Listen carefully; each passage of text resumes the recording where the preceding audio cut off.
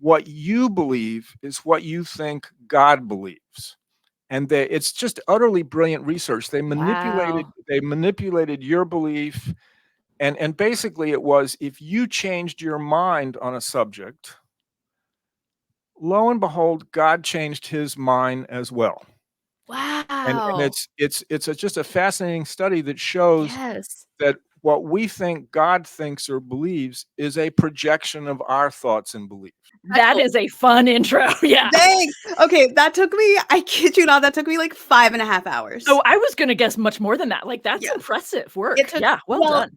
I think total, if I had to count like collecting all the clips and things like that, probably a lot more. But the actual putting everything together, very long time. Yes, very long I time. believe that. Like, that was, I know what goes into that kind of thing. It's like, well done. So you liked it? You felt honored by that? You feel like it's worth? Me Okay, dancing? cool. I was over here dancing. Loved yeah, it. I wanted to make sure that you felt like we're going hard for Dr. Bird. Like we're throwing it down. I love it. Sometimes it's just the way that they talk about the church up the street. You know, literally. Those guys and the way they're doing things. You don't want to be part of. And every other church except for ours is doing it wrong. And yes. You know. Yeah, I told Vince, you're almost better off being an atheist than being the wrong kind of evangelical Christian. You're almost more salvageable not believing in God at all than being a Presbyterian. Or a Methodist. In my childhood, I grew up with a mother who, she was religious, then she wasn't. She was religious, then she wasn't. What we call backslidden, right? Mm. And then I'd go visit my dad, who was never religious. So I would be like 9, 10, 11 when I'd go visit for Christmas.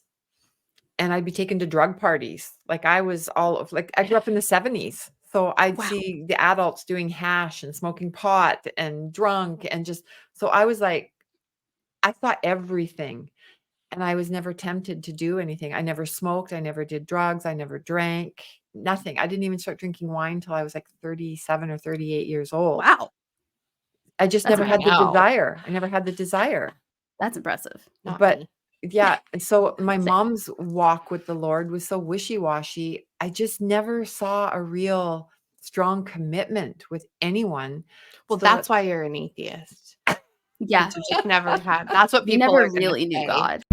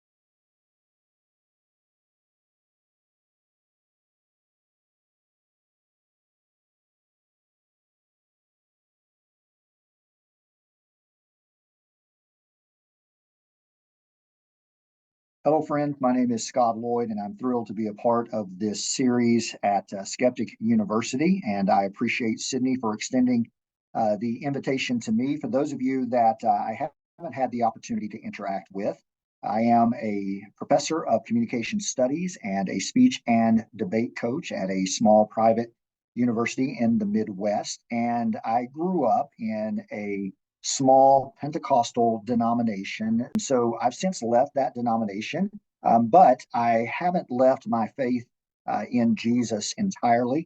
I still identify as a Christian, although I would certainly be placed firmly in the progressive Christianity camp. And I thought that I would offer as my contribution to this particular series something that I experienced growing up that a lot of people experience in different Christian sects across the nation and across the world. in my small Pentecostal denomination, there was an emphasis on apocalyptic events. And our eschatology, which is simply a fancy term describing our views of the end times, was informed, according to our pastors and preachers and teachers, by the Bible. But as I got older, I began to discover that there was a lot that was talked about in our small denomination that had nothing to do with the Bible, but was rather sort of something that was communicated to us by the culture that we lived in.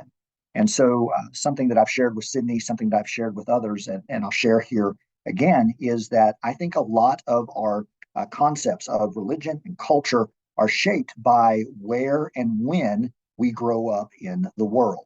And so I wanted to share this idea about the end of the world and how it impacted me profoundly growing up in our small rural Pentecostal church. And if you look at the larger culture, this is a concept that is really important to a lot of people. If you pay attention to how our media communicates about these particular issues, how movies and television programs and literature in general, a lot of it is dedicated to our understanding or our imagining what the end of the world will look like. I remember growing up in the 1980s, and there was a particular time in the 1980s when the aurora borealis, the northern lights, was able to be seen as far south as Arkansas. And I remember being awakened from sleep by some of my older siblings and my mom and dad, who had gathered outside to look at this phenomenon. And I was scared out of my mind because looking at this, immediately there was talk among my family members about the return of Jesus. Somebody mentioned a nuclear bomb being dropped in Memphis, which was about an hour away. And so as the sky danced with all of these colors, I was literally scared that the rapture had occurred and that I had been left behind. And come to find out, as I got older, obviously, this wasn't the rapture, but as I got older, I discovered that a lot of our concepts of the rapture and the end of the world had nothing to do with the Bible per se, but had everything to do with how certain individuals, specifically in the United States, chose to interpret certain passages in the Bible, specifically the kind of eschatology that informed our end time craziness in our small church was known as dispensationalism. And this is the idea that there are 7 periods of time where God deals with humanity in different ways, and that the final dispensation is still to come. And we're living in the 6th dispensation right now, which is known as grace, where God is extending his grace and mercy. But at the end of every dispensation is a period of judgment when God pours out his wrath on people that have not converted to loving and serving him. And so we always felt compelled by this message of dispensationalism that we were approaching the end of the dispensation and we were all going to experience the wrath of God. Now, in dispensationalism, there are many varieties of this, but our particular variety said that this had to do with the rapture of the church. So Jesus would return secretly, and all of the people in the world that believed in him would magically disappear. And the worst case scenario was that you would be left behind. In fact, there was a series of books written by Tim LaHaye called Left Behind. There were movies that were produced starring Kirk Cameron. And even before all of that, there were movies that talked about the Antichrist, the end of the world. And all of this fed into this cultural phenomenon that served to scare people and to give them real anxiety over these particular issues. So as a communication professor that now looks at media artifacts and thinks about why things happen in the world the way that they do and how they impact us, I reflect on my own experience. But I also understand that this has been the experience of a lot of people in the United States and around the world. So why this fascination with the apocalypse? Well, let's talk about it.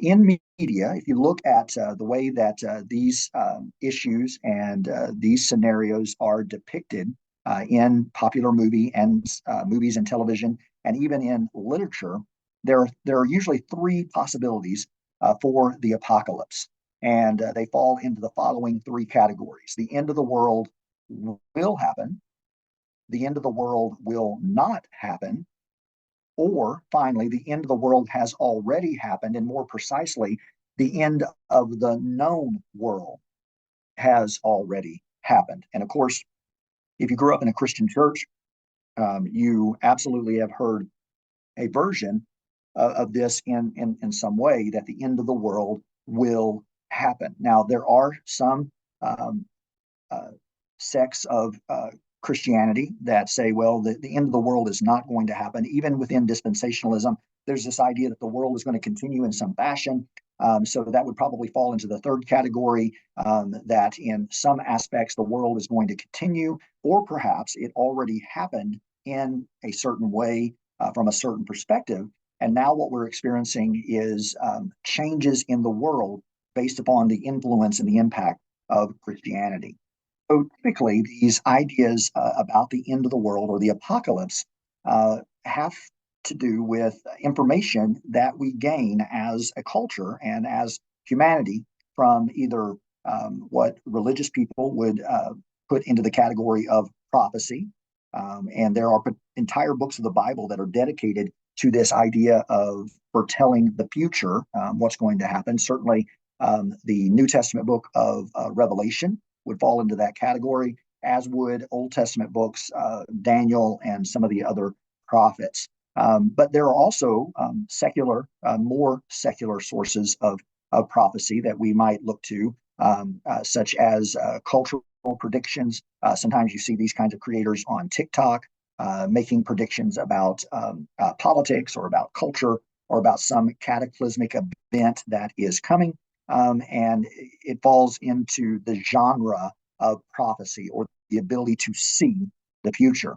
And then our concepts of the end of the world are also informed by science. With every advancement that is made by science, every discovery, every medical breakthrough, there on the other side of that is these imaginations that somehow these particular advances in science is going to have a profound impact on humanity that is irreversible. If you think about the conversations that are happening now around AI and what the final outcome will be of this emerging technology, that's something that reoccurs over and over and over again in the United States and in our common usage of the language and how we talk about these things and how we think about these things as humanity.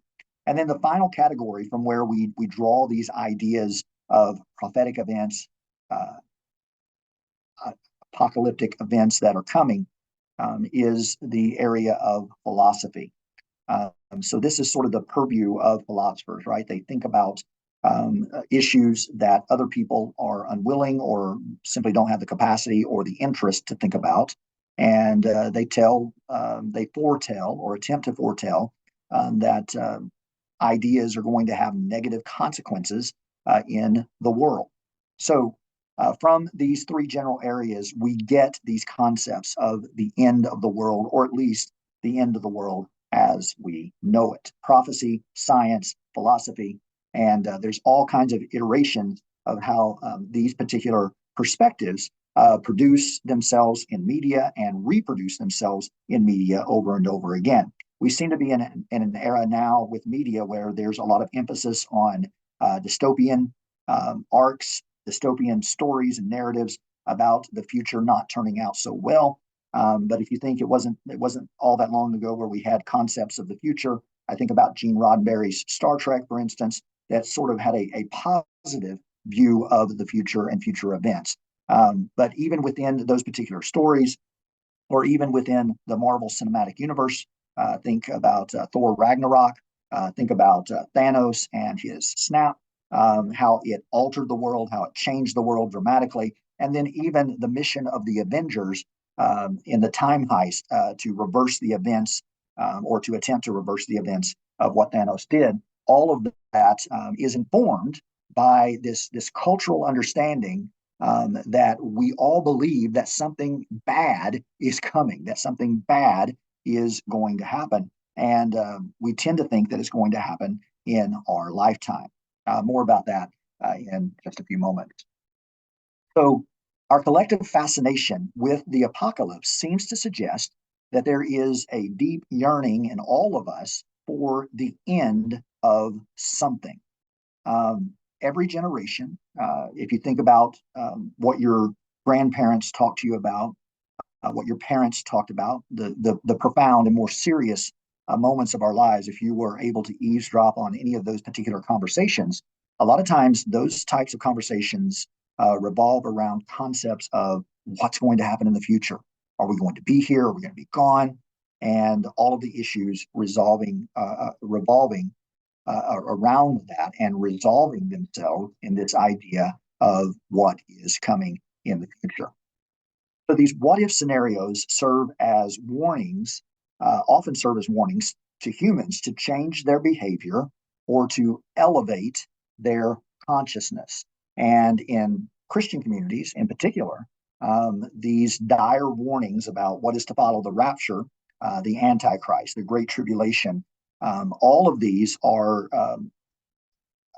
proclaimed in order to entice people to greater devotion to Jesus or greater devotion to the mission of the church, church attendance, giving, whatever the circumstance might be that's motivating those particular messages. Ultimately, it is a belief that Christianity or whatever religion is proclaiming these end time scenarios, that if you don't adhere to their particular doctrine or perspective on the Bible, then you will be left behind and you will be judged by God. So within these what if scenarios, there are subsets, and they typically fall into these particular categories. First of all, fear of the future, and the idea that we won't have a future. So some apocalyptic themes suggest that we will have no future if we continue with the same beliefs and behavior. So you hear this in Christian preaching: if you don't repent, if you don't turn around, if you don't obey the church or obey the Pope or obey the pastor or the leader, then bad things are coming your way. And ultimately, these bad things, the culmination of all of these bad things will be in the judgment of God that is poured out on the world. So not only will you receive bad things in your own life and your own circumstances, but there is quite literally going to be hell to pay if you don't fall in line with the doctrines of the church. But you also hear this from secular sources as well. If you think about those that are activists within climate change and who are advocating for radical changes to how we live our lives, especially in the Western world, because if we don't, bad things are going to happen to the planet. And so you hear that in their language that they invoke as well. So now I'm not suggesting by any means that there is an equivalency to what is being proclaimed behind the pulpits in America and what is being proclaimed by climate activists. Obviously, climate advocacy is rooted and grounded in science, and we understand, or we should understand, that there are changes happening in the world that if they go unchecked, if they remain unchecked, will prove cataclysmic to our survival as a species. But for our purposes here, I want you to think about the similarities between Christian preaching or preaching in religion in general that talks about the end of the world, and how climate activists or other political activists talk about the what if scenarios if we follow a certain trajectory. This is a political year. You're going to hear lots of statements from everyone involved that if you vote for candidate X, it could be the end of democracy. It's going to be the end of our nation. You don't have to look very far to find that kind of rhetoric from both Democrats and Republicans and politicians of all stripes, especially here in the United States of America. So returning to these ideas, these what if scenarios, there is also this theme that expresses a deep-seated dread of the future. So humanity in general, as it is depicted in a lot of these movies and television shows and popular literature, you always see that the general population, and many times the elites, people that are leading these populations, have no use for the scientists or the prophet, or people in general that are naysayers, that are saying that it's all coming to an end, that it's all going to be destroyed. Think about those scientists that were warning the Kryptonians that their planet was about to collapse, and only a few believed, and that's how we got the origin story of Superman. There's probably all kinds of stories that come to your mind when you think about scientists being ignored. Think about all the Godzilla movies. Think about all the disaster movies, Jurassic Park, Jeff Goldblum's character. There's always those particular prophets or seers that see things differently from the rest of the population, and they give these dire warnings. These warnings go unheeded, and the dinosaurs run amok. So those kinds of themes are made popular in our media and our entertainment because they resonate with us on a deep-seated level, and they're effective in churches, they're effective in religion, because they exist within the culture. There's something within all of us, and I'm not sure where it comes from, but it does exist. And these themes convince us, or serve to convince us, that we are uniquely prepared or not prepared, depending upon the scenario, for what is to come. And bad things are going to happen if we don't believe the warning that we are receiving. And there's a second idea that floats around in these concepts of the end, that there will be some sort of transformation of consciousness that is coming, or human redemption. And in Christianity and other religions, you'll hear this referred to as heaven, that can only come after the apocalypse. So the prophecies must become self-fulfilling to save us. Now, this has profound and dangerous implications for our society if they are embraced in total. Think about what is happening in the Middle East right now, the Israeli conflict with Hamas, and everything that is happening in Gaza.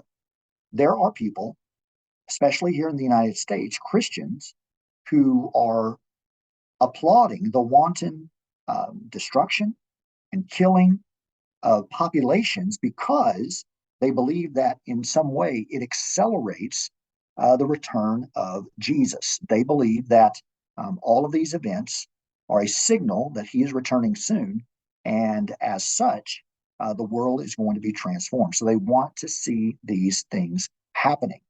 And what a tragedy if you think about it, right? There are lots of problems like this: wars, divisive issues that divide us, climate change, natural disasters, complex problems in the world that a large majority of human beings have resigned themselves are part of God's plan. Now, think about the implications of that. If we think that what is happening is part of God's plan, then we're not going to devote ourselves or our energy or our time or our money or our resources to solving those particular problems.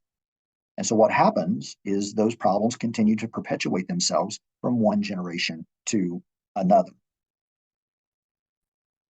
And so the idea is that all of these things have to take place because afterwards there's going to be a transformation of consciousness, that we're all going to be different in some way. In Christian circles, there is this idea that we're going to have new bodies, that we're going to have a new purpose, that we're going to dwell in a new heaven and a new earth, and that everything that is old is going to pass away because the new has come.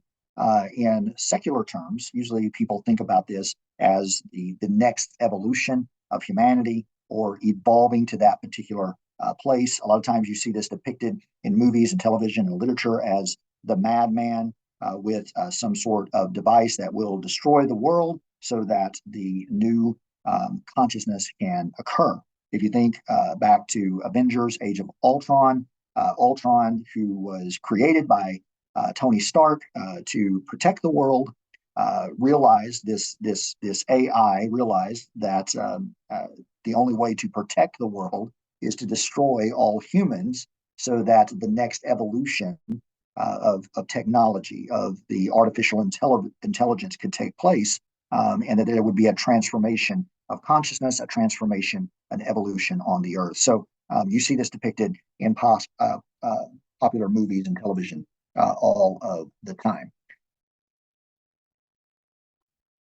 And then there's this idea of the clean slate. A new world emerges from the ashes of the old. The phoenix rises, so to speak, and there's a new way of looking at the world. There's a new way of understanding the world based upon the destruction of the world. And then we have this idea of cosmic suicide or cosmic murder. So, dissatisfied with the world and seeing no hope for the transformation of consciousness, perhaps some believers yearn for the end of the world to happen just to put them and the world out of their misery. If you look back at what happened at the Jonestown cult in the late 70s and early 80s, I believe I had those dates right, Jim Jones, this Christian cultic leader, took all of his followers to South America. And then if you listen to those particular tapes, when they're drinking the poisoned Kool-Aid and laying their lives out, he saw it as a way of demonstrating to the world that the world in its particular form wasn't worth living in. And so he saw what they were doing in his perverted manner as a protest against the depravity that he saw in the world. And so he and his followers just wanted to put themselves out of their misery. Or if you think of this in terms of apocalyptic or disaster movies or science fiction movies, a lot of times it's an evil person with some plan to destroy the world because they can no longer fathom a world with all of the misery in it. They want change, however that change looks like, and they'll do everything to destroy it. Think about the Joker in the Batman movies. Remember, the comment was made that some men just want to see the world burn. So these ideas are popular within our culture, but you'd see them a lot of times within the Christian church being shared, not as something of entertainment value, not something that is used to further a story or a narrative, an imagined story or a narrative. But the issue, obviously, is that in a lot of these churches, people believe these things to be true. And ideas have consequences, not only on how people live their lives, but collectively for all of us, they impact us in a profound way. So, what we do when we engage with these kinds of stories is that we experience the awe and the terror of the sublime. And what do I mean by that word sublime? The way that we see the world, the way that we understand the world, the mystery aspect of it, what's around it. And in terms of apocalyptic themes, we see this fall into several categories. First of all, the natural sublime. Humans are in awe and terror of nature. Think about all of the natural disaster movies where there's an earthquake or where there is a tornado or where there is a sharknado, right? The next time you doubt that you have any good ideas to offer, remember somebody brought that up in a meeting and they said, yes, let's make that movie.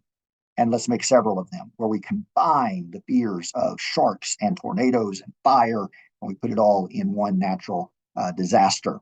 There are even television shows. If you think about the popularity of television shows like 911, a lot of times people are on these shows are put into unimaginable circumstances because of some sort of natural disaster. There's a television show, I think that's winding up its final season on NBC, about the tar pit. I don't remember the exact name, but it's basically a very simple premise, right? That all of these people in Los Angeles fall into a hole. They fall into a pit, and on the other side of that pit, there's a prehistoric world. There's a mysterious world. So that particular television show is combining a lot of those genres and a lot of those ideas that sort of play into our fears of the natural sublime. And then there's the technological sublime, where humans are in awe of terror or tech. You see this all the time in science fiction shows like Battlestar Galactica, um, Blade Runner, any show that predicts that one day we will become the servants of the very technology that we created to make our lives better. Again, you see this right now with all of the issues surrounding AI. And then there's the cosmic sublime, the vastness of the universe, the fear of the unknown. We don't know what's out there. This is manifested in all of the stories and all of the movies about aliens destroying the world or coming to the earth. What we don't know that is out there, or whatever is beneath the ocean, or whatever is in the middle of the earth, or whatever is in the supernatural realm that scares us. The reason why we are put into places where we experience fear when we watch these kinds of movies is because there is already this cultural narrative that is informing those underlying fears. We're all afraid of what we don't understand or what we do not comprehend. And it's whether it comes from nature or technology or the cosmos, all of these fears exist and they are exploited by movie makers and storytellers, which serve to entertain us. And there's really not any harm in that. But where the real harm comes in is when people in religion leverage these stories to do real harm to the people that believe them. And then there's this apocalyptic sublime, which takes all of those particular scenarios and mixes them all together.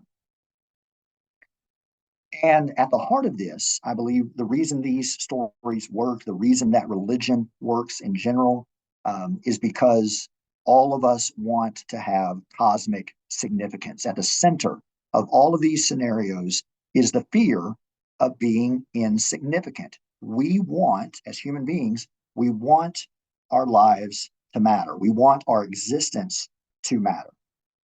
And what religion does, what the Bible does, what preachers do, what churches do, and what all of these movies do, and whatever it is that we devote our lives to, it gives us a sense of purpose. It gives us a sense of significance because we don't want to entertain the idea that we're just here and that's all there is. And as I contemplate my own personal faith and where I fall in all of these issues as I continue to work through what I believe and why I believe that, that's one of the challenges that I've faced is that I want meaning, I want purpose, and for most of my life, religion, my Pentecostal faith, gave that to me, and now holding on to the vestiges, holding on to the residuals of Christian faith and belief, I find purpose and meaning in that. But what I'm discovering from a lot of people, even in this community, is that purpose and meaning don't have to be tied to a specific religion or a specific faith. And so I'm still working through a lot of those issues, as perhaps many of you are. But I think it is comforting, at least on some level, to understand that we are not alone, that these are common to the human experience, that we all want to matter, we all want to have purpose, we all want to have meaning. There was a French philosopher, and I'm going to butcher his last name here, but it's Jean Baudrillard, and he said this: imagine the amazing good fortune of the generation that gets to see the end of the world. This is as marvelous as being there at the beginning. How could one not wish for that with all of one's heart? How could one not lend one's feeble resources to bringing it about? To have been there at the beginning would have been fantastic, but we arrived too late.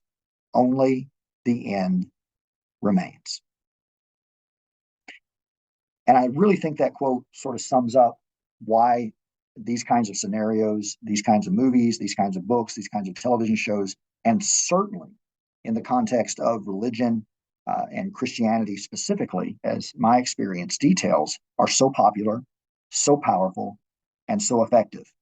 We weren't there at the beginning, but we really want to be there at the end.